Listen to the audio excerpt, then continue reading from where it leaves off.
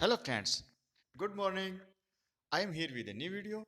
इस वीडियो में मैं सारी बातें क्लियर करने वाला हूँ। आपको काउंसलिंग किस प्रकार से करवानी है और वेटिंग लिस्ट वालों को किस प्रकार से करवानी है, सीबीजेड वालों को कैसे, पीसीएम वालों को कैसे और बीए बीएड वालों को कैसे, तारीख क्या है, फीस क्या है और गूगल मीट कैसे आएगा, सब बातें इस वीडियो में करने वाले हैं। वीडियो को अंत तक देखिएगा। अगर इस वीडियो में आपके प्रश्न का जवाब नहीं मिलता है तो ही आप कमेंट करें। अदरवाइज आप कमेंट करेंगे तो मैं उस प्रश्न का जवाब नहीं दूंगा, क्योंकि बहुत मेहनत लगती है वीडियो बनाने में। मैं बहुत बिजी हूँ और यहाँ नेटवर्क भी बहुत कम आ रहा है। रात को मैंने काफ़ी वीडियो अपलोड किए थे, काफ़ी लेट हो गया था, इसलिए मैंने ये वीडियो नहीं बनाया था।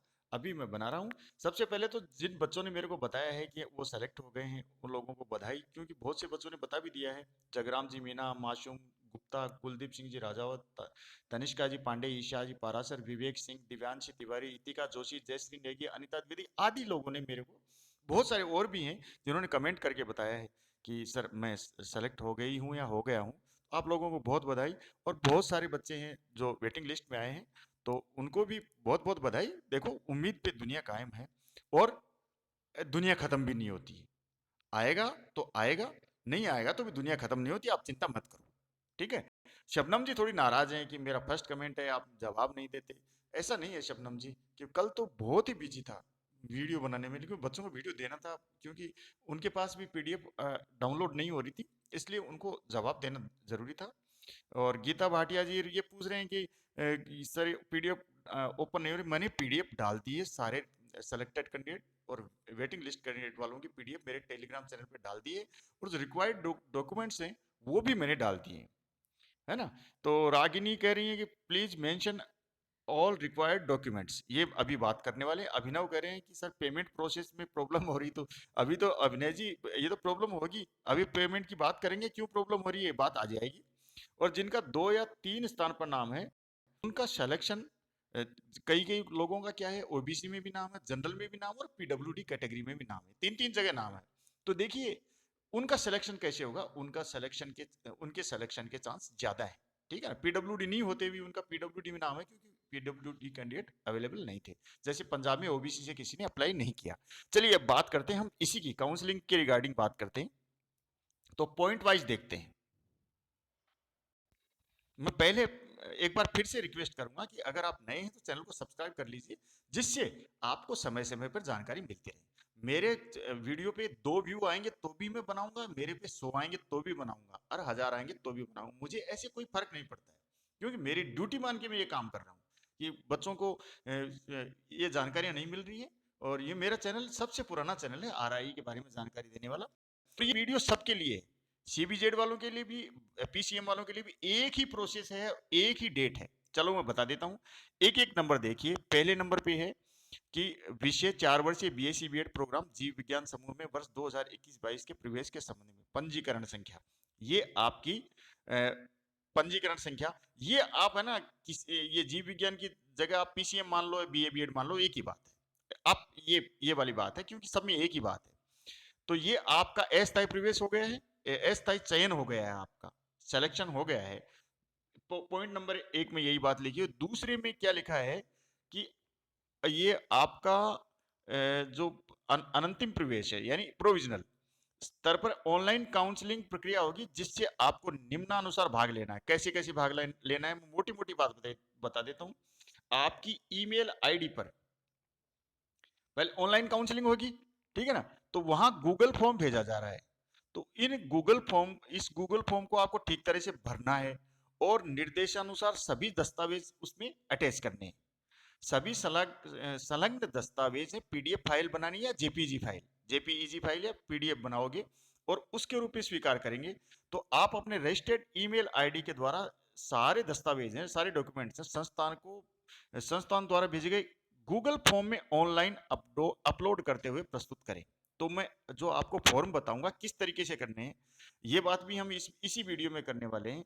तो ये ध्यान रखें कि पीडीएफ फाइल बनानी है या फिर जेपीईजी फाइल बनानी है, उसको फिर गूगल फॉर्म में अपलोड करना है। ठीक है ना। तो वो फिर सब आप मेल के द्वारा ही भेजेंगे। ठीक है, अपने रजिस्टर्ड ईमेल के द्वारा ही आप भेजेंगे, उस गूगल फॉर्म को सबमिट करेंगे। ठीक है। अब क्या है कि डेट क्या है, इंपॉर्टेंट है ये कि आपकी जो काउंसलिंग की डेट है वो है 22/10। सबकी 22/10 है, बीए बीएड वालों की, पीसीएम सीबीजेड वालों की 22/10 काउंसलिंग की डेट है। ठीक है, कितनी बजे? 10 AM। अब भाई काउंसलिंग है तो आपको ध्यान भी तो रखना पड़ेगा। अब काउंसलिंग होगी कैसे? तो गूगल मीट का जो फॉर्म, जो लिंक आएगा वो आपके पास एक दिन पहले आ जाएगा, 21/10 को आ जाएगा, गूगल लिंक आ जाएगा। अगर नहीं आता है तो आपको क्या करना है, आपको फोन करना है 0145 2643760 पर आपको कॉल करना है। चलो बात करते हैं कैसे क्या करना है। तो ये 21/10 को गूगल लिंक आ जाएगा, ये पॉइंट बे वाला पॉइंट भी हो गया। तो ऑनलाइन काउंसलिंग की समय कोई भी आपको समस्या हो तो ये फोन नंबर यहाँ भी दे रखा है। ठीक है, और आप लोग ये काम करेंगे जो ये फोन से नहीं होगा, ये आपका गूगल लिंक पे कोई बात हो, आप इंटरनेट व कंप्यूटर और लैपटॉप लेके बैठे जहां आपका कनेक्शन बढ़िया आता हो, क्योंकि आप चांस खोना नहीं चाहेंगे। ये मेरी सलाह है आपको। अब आगे चलते हैं, आगे बात करेंगे। तो ये है ऑनलाइन काउंसलिंग के लिए निम्नलिखित मूल दस्तावेज लेकर आना है अपने साथ। Fee online, CEE online application form, result card, secondary परीक्षा अंक तालिका, ठीक है ना, और सेकेंडरी परीक्षा प्रमाण पत्र, जन्म तिथि है, डीओबी के लिए चाहिए और किसी पर्पज के लिए नहीं चाहिए, क्योंकि इसके कोई मार्क्स वगैरह ऐड नहीं होते हैं। फिर ठीक है, और अर्हक योग्यता यानी आपने +2 कर रखी है, उसकी अंक तालिकाएं। ठीक है, अर्हक योग्यता आपकी +2 है, यानी 12वीं आपने पास की है, तो उसकी मार्कशीट अपने पास रखेंगे, है ना। और जिस राज्य या संघ शासित क्षेत्र में जिस कोटे से प्रवेश चाहा गया है वो आपको बताना पड़ेगा। उसमें आवेदक की पात्रता की वैधता की जांच हेतु आवश्यक दस्तावेज, आप राजस्थान से हैं या यूपी से हैं, आपने यूपी से फॉर्म लगा दिया, वहां सिलेक्शन हो गया, लेकिन आप तो यूपी के नहीं पंजाब के हैं, तो वो भी आपको बताना पड़ेगा। मूल निवास प्रमाण पत्र है, डोमिसाइल है, वो आपको बताना पड़ेगा। ठीक है, ये आपको रखना अपने पास। और पात्रता उत्तीर्ण परीक्षा करने का दस्तावेज, अंक तालिका, प्रमाण पत्र, अधिवासी, डोमिसाइल बता दिया है, ये एक साथ, ये आप ये पॉइंट नंबर चौथा पढ़ेंगे तो ये सारी चीजें आपके क्लियर हो जाती हैं। नियोक्ता प्रमाण पत्र, अगर आप नौकरी करते हैं तो वैसे मेरे विचार से 12वीं पास करने वाले बच्चे कोई नौकरी वोकरी नहीं कर रहा होगा आपके लिए, लेकिन वो बीएड वाले होते हैं, एमएड वाले होते हैं, उनके लिए ये होता है। नहीं कर रहे तो कोई बात ही नहीं है। अगर आपने विकलांग कैटेगरी से प्रवेश लिया है तो आपको वो देना पड़ेगा, विकलांगता प्रमाण पत्र, दिव्यांग प्रमाण पत्र देना पड़ेगा, किस टाइप की डिसेबिलिटी है। अगर आप SC ST OBC EWS से आपने जो ये फॉर्म लगाया है तो आपको इसका सर्टिफिकेट भी आपको देना होगा। आगे बात करते हैं, अंतिम स्कूल कॉलेज का स्थानांतरण प्रमाण पत्र एवं चरित्र प्रमाण पत्र, TC एंड CC, ये आपको देना है। लेकिन एक बात और बता देता हूं, अगर आपके पास उपलब्ध नहीं है तो आप इसके लिए अंडरटेकिंग दे सकते हैं, शपथ पत्र दे सकते हैं। उसके आगे बात कर लेते हैं। वेबसाइट पर उपलब्ध प्रारूपानुसार अधिकृत चिकित्सा अधिकारियों द्वारा जारी किया गया प्रमाण पत्र, ये मेडिकल ऑफिसर है, ये जारी कर देगा। ये मैंने मेरे टेलीग्राम चैनल पर अपलोड कर दिया है, आप डाउनलोड कर सकते हैं। ठीक है ना, उसी पे फिर उसके साइन करा लेंगे। जितने भी प्रमाण पत्र दिए हैं उनकी बात इसी वीडियो में आगे करने वाले हैं। और वेबसाइट पर उपलब्ध प्रारूपानुसार अभ्यर्थी को स्वयं व अभिभावक के हस्ताक्षरित घोषणा प्रस्तुत करनी होगी, डिक्लेरेशन अंडरटेकिंग है। वो फार्म आएंगे, वहां आपको बस वो साइन करने हैं, आपको आपके पिताजी को अपना नाम लिखना है जहां जहां जो भी हो। और अभ्यर्थी को स्वयं व अभिभावक के हस्ताक्षरित वचनबद्धता प्रस्तुत कर अंडरटेकिंग प्रस्तुत करना होगा कि संस्थान में निर्धारित उपस्थिति पूरी न होने पर अभ्यर्थी का छात्रावास या संस्थान में दोनों में प्रवेश निरस्त किया जा सकता है। वही साइन वाली बात है, वो हम ये बात एंटी रैगिंग वाला है, उस पर भी साइन होंगे आपके पिताजी के भी, या पिताजी माताजी किसी के भी हो सकते हैं, अभिभावक के। हाँ, ये पुलिस वेरिफिकेशन का पूछ रहे हैं, तो देखिए आपके पास समय है और ये 15 दिन में आप इसकी भी अंडरटेकिंग दे सकते हैं। तो आप ये आपके आसपास कोई थाना है वहां जाके आप ये काम करवा सकते हैं। ठीक है ना, वो हो जाएगा इजीबी का, आपके कोई केस मुकदमा तो नहीं चल रहा है, ऐसी वाली बात होती है। और आपके ये आय का प्रमाण पत्र प्रस्तुत करना होगा, कुल पारिवारिक माता पिता, या ये छात्रवृत्ति में भी काम आता है, और EWS वगैरह में, ये जो आपने नॉन क्रीमी लेयर में यहाँ भी काम आएगा। और विद्यार्थी के 5 फोटो चाहिए वो संस्थान में आपको उपस्थित होने के समय। ठीक है, अभ्यर्थी एवं अभिभावक के लिए आवश्यक घोषणा पत्र, डिक्लेरेशन, प्रतिबद्धता, अंडरटेकिंग, तो ये गूगल फॉर्म के साथ संलग्न किया जाएगा। ये अभी आप गूगल फॉर्म भरेंगे तो वो उसी फाइल में ये भी संलग्न करके भेजना है। तो संस्थान की जो वेबसाइट है www.riajmer.raj.nic.in से भी प्रारूप डाउनलोड किए जा सकते हैं। वो आप यहीं से डाउनलोड कर सकते हैं मेरे टेलीग्राम चैनल से।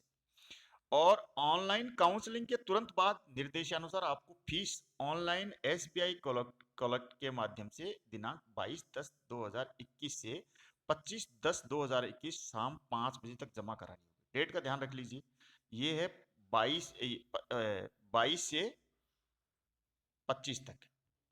तो अभी फीस सबमिट जमा नहीं करानी है। कई बच्चे कह रहे थे फीस सबमिट नहीं हो रही, तो ये प्रोसेस में दिक्कत आएगी भाई। फीस तो बाद में जमा करानी है, आपकी काउंसलिंग हो जाएगी उसके बाद फीस जमा करानी है। ठीक है, शाम 5 बजे तक जमा करानी है। ये हो गया क्लियर। अब फीस देख लीजिए। फीस तो मैंने कल भी चर्चा कर ली थी। ये जनरल ओबीसी ईडब्ल्यूएस के 13,250 रुपए हैं और SC ST PH के लिए 8,250 रुपए। यानी उनके है ना 5,000 रुपए ट्यूशन फी के कम हो जाते हैं। ये देख लीजिए और ये देख लीजिए, 5,000 ट्यूशन फी के कम हो जाते हैं। अब छात्रावास से संबंधित फीस की प्रथम किस्त है 18,200 रुपए। कई बच्चे कह रहे हैं सर ये हॉस्टल फीस का बताओ, तो मैं आपको बता देता हूँ। इसमें मेस फीस इंक्लूड है, हॉस्टल के इतने पैसे नहीं लगते हैं। ठीक है ना, तो 6 महीने का मेस फीस का ही ज्यादा लगता है। आप जो खाने पीने का खर्चा है ना, वो हॉस्टल का इतना पैसा नहीं लगता है, तो इसमें खाने का पैसा इंक्लूड है। फिर वो खाने का पैसा लेते रहेंगे। 1 साल का फी आई थिंक ये हॉस्टल फी 1 साल की हो जाती है, बस वो खाने का खर्चा है ना वो आपसे बाद में लिया जाता रहता है। ठीक है, ये और फिर क्लियर हो जाएगी।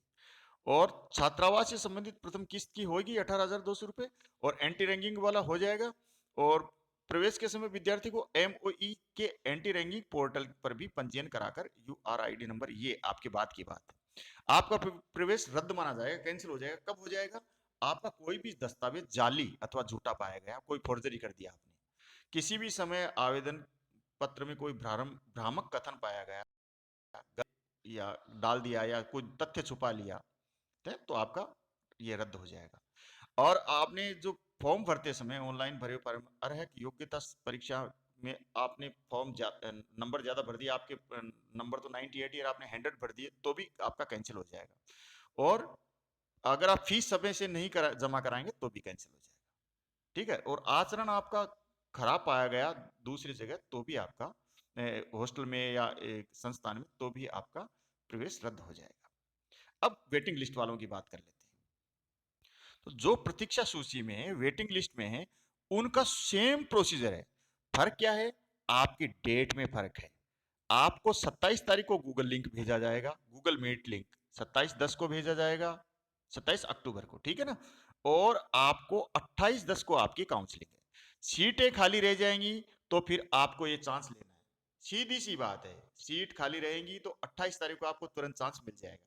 25 तारीख को ये इनका जो फी सबमिट हो जाएगी सेलेक्टेड लिस्ट कैंडिडेट वालों की, तो फिर आपको 27 तारीख को लिंक भेज दिया जाएगा और 28 तारीख को आपको काउंसलिंग में अवेलेबल रहना है।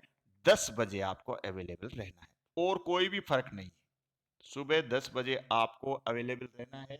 और मैं आपको ध्यान रखने वाली बात बता देता हूँ, ये सब CBZ के लिए भी है, ये PCM के लिए भी है, ये BA BEd के लिए। मैंने गहराई से अध्ययन कर लिया है, किसी में कोई फर्क नहीं है, सब चीजें एक ही हैं, एक ही दिन सब कुछ होना है।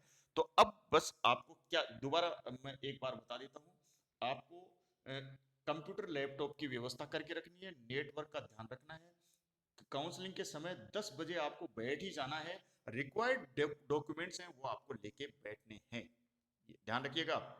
और आपको ये फॉर्म भरा है, ये आपको सही ढंग से जो गूगल फॉर्म आया है उसको भर के अपनी JPG फाइल बना के या फिर PDF फाइल बना के आपको अपलोड करना है। अब मैं आपको फॉर्मेट दिखा देता हूँ। तो दोस्तों ये आपके डॉक्यूमेंट्स हैं जो कैसे कैसे भरने हैं। यहाँ आपको फोटो चिपकानी है, ये जो फोटो का स्थान दिया हुआ है यहाँ आपको फोटो लगानी है। और proforma for checking of original documents and depositing fee आदि एट एक्स्ट्रा। तो सेशन 2020-21-22 के लिए ही है। तो किस तरीके से क्या करना है, तो यहाँ ये एक तरीके से चेक हो जाएगा क्या क्या करना है। तो चलिए, आपका नाम लिखना है कैपिटल लेटर में, यहाँ पे आपको अपना नाम लिखना कैपिटल लेटर में, यहाँ मोबाइल नंबर, यहाँ ईमेल नंबर। ये कोई बड़ी गणित नहीं है, ये आप कर लेंगे। फिर mother's name, mobile number, email और फादर्स नेम हो गया, और डेट ऑफ बर्थ हो गई, कैटेगरी जो आपकी है वो भर देंगे। आधार कार्ड नंबर, इसकी फोटोकॉपी भी आपको लगानी है, ये ध्यान रखिएगा। आधार कार्ड नंबर की फोटोकॉपी भी आपको लगानी है ना, ये अटैच करनी है, फाइल में अटैच करनी है।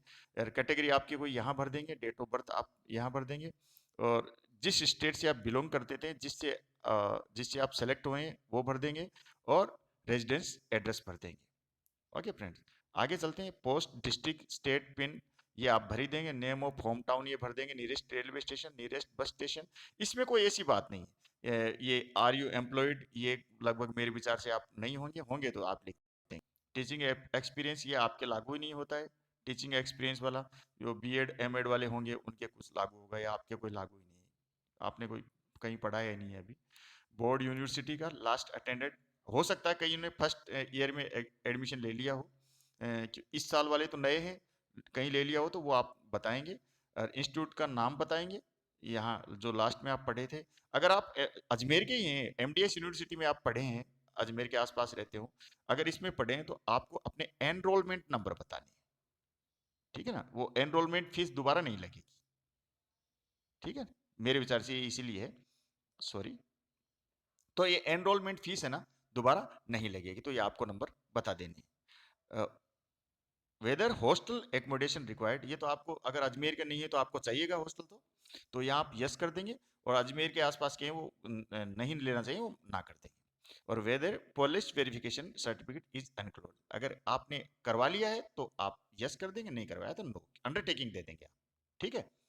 अब ये है, अब इस पेज को क्या करना, आपको उस पेज के पीछे ही प्रिंट करना है। देखो सारे पेज आप है ना एक बार प्रिंट करा लेना, पहले डाउनलोड करना, टेलीग्राम चैनल से लेके इसको डाउनलोड कर लेना, फिर वहां से क्या करना, उसको फिर प्रिंट करवाना है। प्रिंट कराओगे तो इस पेज को, जो पहले वाला पेज है ना, उसके पीछे ही आपको प्रिंट करवाना है। Print this page on the back side of above, ये पेज, ये ऊपर वाले पेज के पीछे ही इस पेज को प्रिंट करवाना है, यानी दो पेज अलग अलग नहीं बनाने। मेरे विचार से हो जाए तो कोई बात नहीं, लेकिन इसमें लिख रखा है तो आपको ऐसा करना है। इसमें आप भर देंगे senior secondary inter plus two के मार्क्स, जिस ईयर में आपने, बाकी बीए बीएससी बीकॉम का तो कोई है नहीं आपका, अगर कोई करा हो तो ठीक है, आपको ये फर्स्ट ईयर सेकेंड ईयर में होता है उसको छोड़ देना।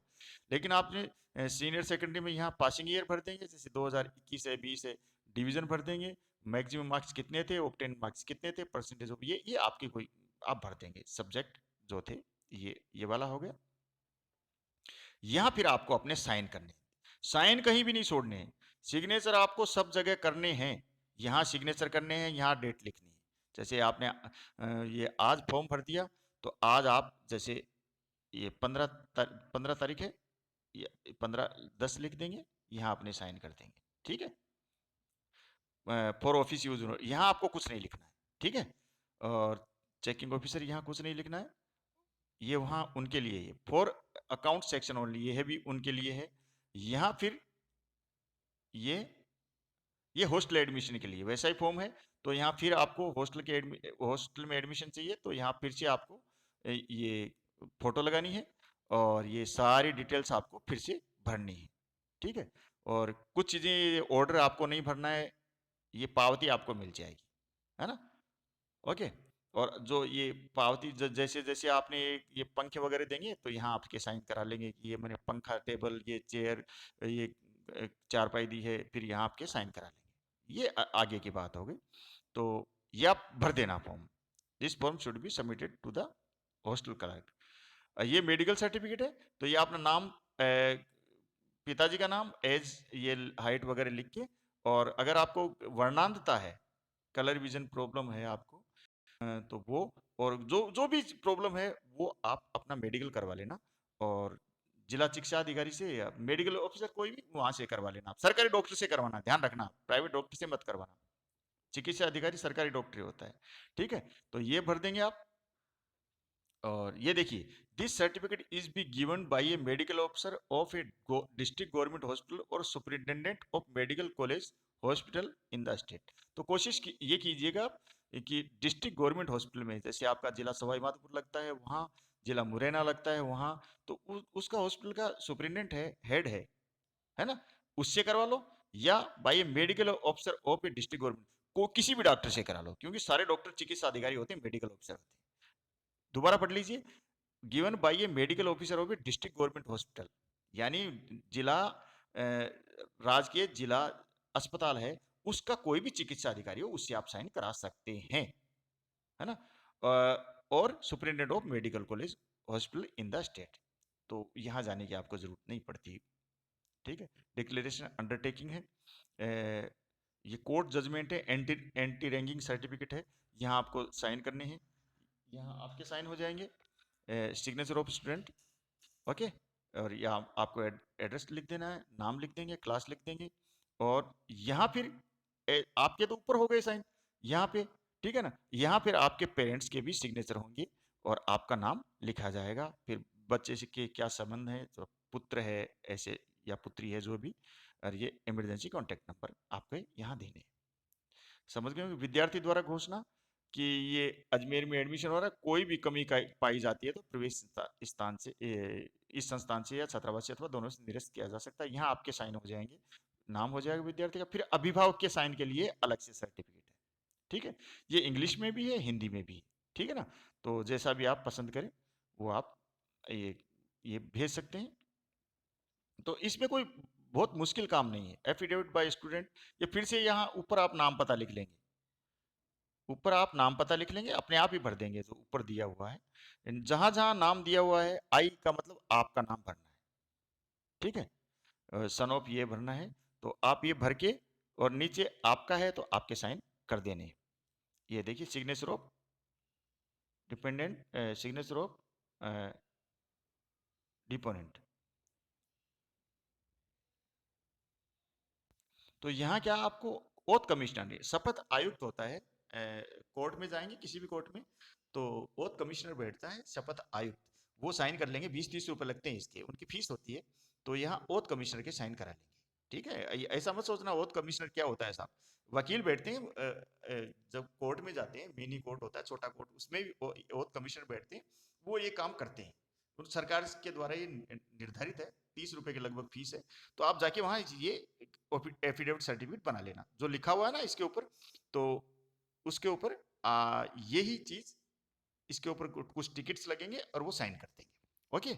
ओके फ्रेंड्स, तो आप ध्यान से देख रहे हैं तो आपको कोई दिक्कत नहीं होगी। ये छात्र का आश्वासन है, तो यहाँ छात्र के ही साइन होंगे, नीचे शपथकर्ता के हस्ताक्षर हैं, सब कुछ भर के, और ये दिन वार वगैरह लिख देंगे। और फिर अगला ये है एफिडेविट बाय पेरेंट्स गार्जियन, तो ये आपके पिताजी के या माताजी के साइन होंगे, और ये दोबारा आ गया, ओथ कमिश्नर के साइन यहाँ हो जाएंगे, ठीक है। एक पे आपके हो गए थे यहाँ, और ये पिताजी वाला है कि मेरे साथ जो भी मेरा बच्चा कुछ ऐसा दुर्व्यवहार करता है तो उसको बाहर या रैंगिंग करता है, तो यहाँ पे भी आपका ये शपथ आयुक्त के साइन करा लेंगे, ठीक है। और माता पिता अभिभावक द्वारा दी गई प्रतिबद्धता, ये हिंदी में दिया हुआ है, आप अच्छी तरीके से इसको पढ़ लेंगे। और ये शपथकर्ता के हस्ताक्षर यानी माताजी पिताजी के हो जाएंगे, ठीक है, यहाँ जो भी आपके शपथ लेने वाले हैं।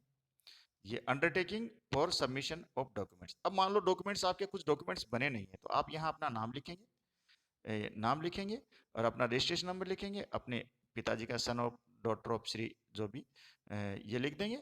और फिर जो जो डॉक्यूमेंट्स आपने नहीं दिए हैं, तो यहाँ देखिए उसके लिए लिखा है 4 डॉक्यूमेंट्स हैं, आप सबमिट नहीं करते तो भी आपको कोई दिक्कत नहीं है।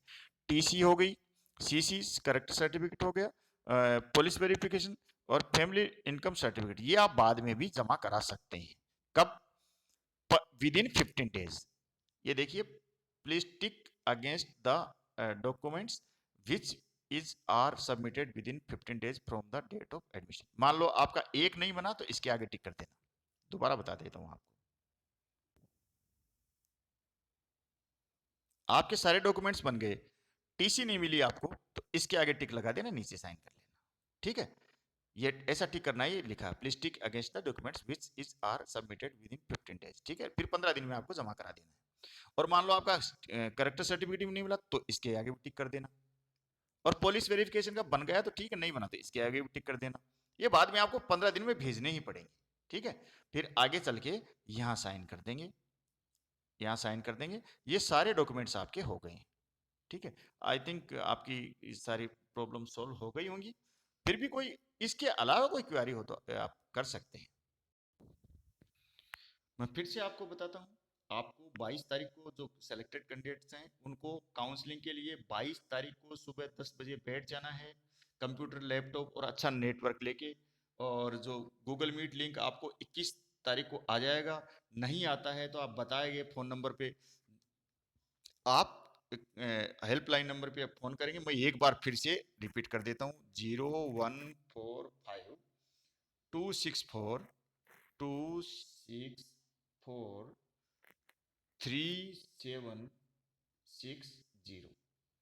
0145264370, इस पर आप संपर्क कर सकते हैं। तो ठीक है, आप तैयार रहेंगे। और वेटिंग लिस्ट वाले हैं वो 27 तारीख को आपके पास लिंक आ जाएगा, और लिंक नहीं आए तो इसी नंबर पे फोन करेंगे। और काउंसलिंग के लिए आप 28 अक्टूबर को बैठ जाएंगे 10 बजे। ओके फ्रेंड्स, अगले वीडियो में फिर मिलता हूँ। आपको सभी लोगों को अग्रिम शुभकामनाएं। और जो वेटिंग लिस्ट में है कैंडिडेट वो घबराएं नहीं, आपके चांस हैं। और मैंने बता दिया कि जिनका 3-3 लिस्ट में नाम है तो उनके ज्यादा चांस हो जाते हैं, क्योंकि किधर भी हो जाएगा उनका, तो फिर वो दूसरों के लिए चांस भी बन जाएंगे, ठीक है। ओके फ्रेंड्स, नमस्कार, धन्यवाद।